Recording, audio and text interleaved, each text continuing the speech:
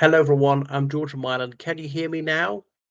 I'm talking about the dead bodies found at Tuam, County Galway, in that Bon Secours sisters' home, where they looked after unnaturally solemnized children and their mothers.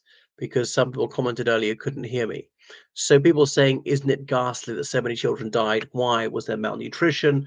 Was it insanitary? There just wasn't enough medical care. There wasn't enough staff. Obviously, parents will care for their own child much more than someone will care for other children, and they were just overloaded, these nuns. Some of them elderly, frail, and so forth. Goodness. Now, I don't want to be too cynical, and I would think the vast majority of these mothers are completely innocent. But did some mothers even want their children to die because then they didn't get out of there? I have no evidence that's true, or to the contrary. Um, so it's not an allegation I'm making. There I am thinking aloud. But anyway, many politicians in the Republic of Ireland further afield have said it's dreadful what happened. This must never happen again, and it absolutely is dreadful. All these dead babies. Okay, death is usually sad. It may come as a release for a very, very elderly person who's in terrible pain. Is easier to take if the person who's died is of a very advanced age and it just ends somebody's suffering. Is obviously all the worse the younger the person is.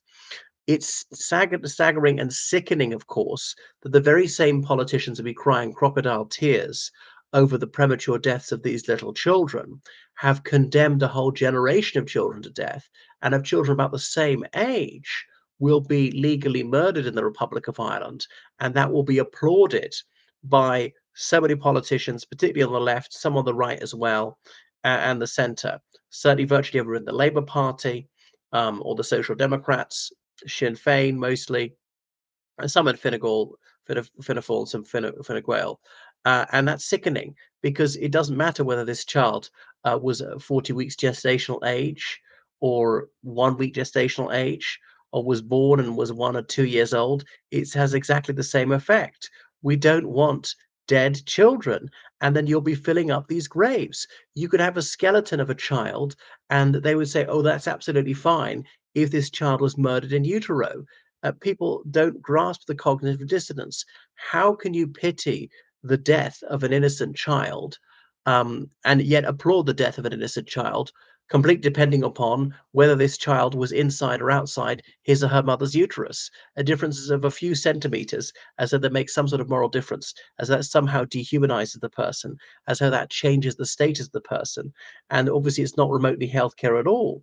What do these children die of? Maybe respiratory conditions in some cases. And of course, it is through stopping the respiratory function that many of these children will be murdered. It might be through cardiac arrest in a few cases. And of course, cardiac arrest is precisely what demagogues in Ireland and other countries wish to inflict upon these children. I don't think it's dismemberment, but vivisection, of course, is what they want to inflict on the little children.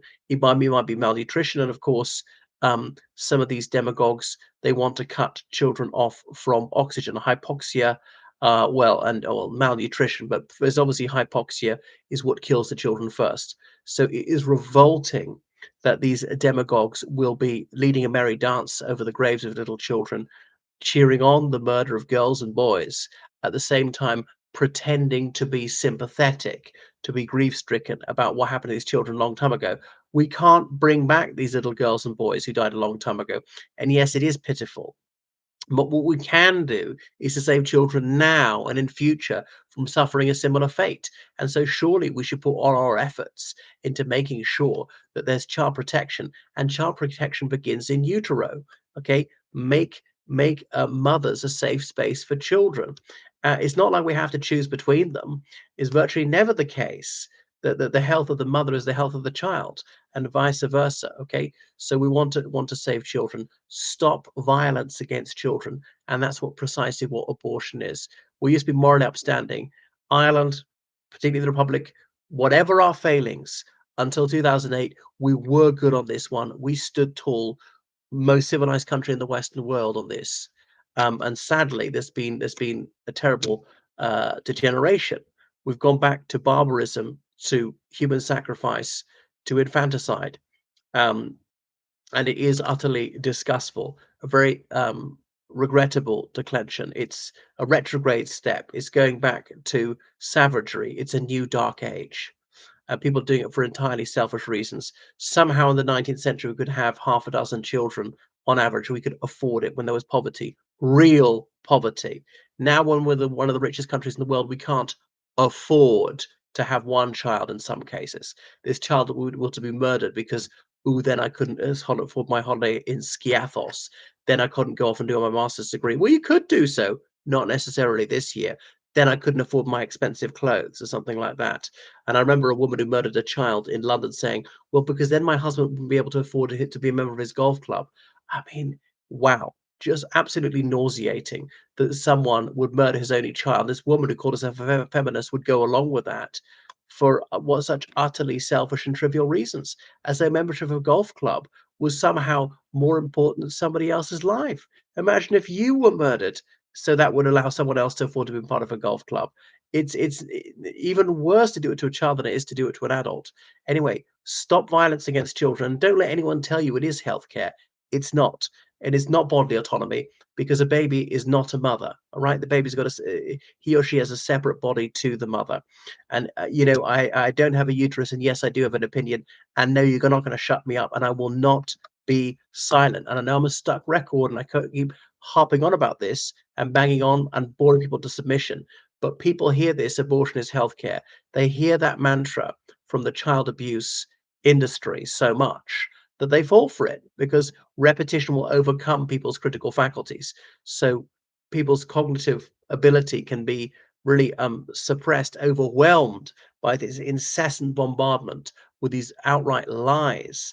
And otherwise, morally upstanding people, intelligent people, people blessed with wisdom, they will go along with this flagrant lie because obviously you're bad, you're extreme. Saving children is somehow far right or I don't know, or misogynistic. It's not misogynistic to save children, is it? To save girls and boys, to save women from the harm abortion does to them. Because if a woman's got a shred of decency, she'll be guilt stricken for the rest of her life, and many are. And some of them respond to that by being shrill and shrieking and just be in denial for the rest of their lives because deep down they know that they've committed murder and that they just can't face up to that. But the only way back from that, of course, is to become a pro-life activist because a mother who's done this to her daughter or son can never ever bring that daughter or son back for a single second.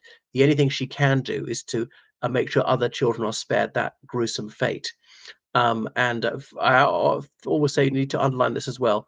Fathers are just as guilty. Not in every case. The father may not have known that his child was in the mother's womb, but a father might have been neutral, might have been against. But the fathers sometimes expedite this. They sometimes incite the crime. Their accessoryship makes them as guilty as a principal. They sometimes pressurize her, cajole her, coerce her, threaten her with violence, use actual violence. So fathers are sometimes more guilty. Mothers are sometimes innocent. And of course, if it really is to save the mother's life, then she's completely innocent. Anyway, do what you can to save children. Maybe somebody saved you.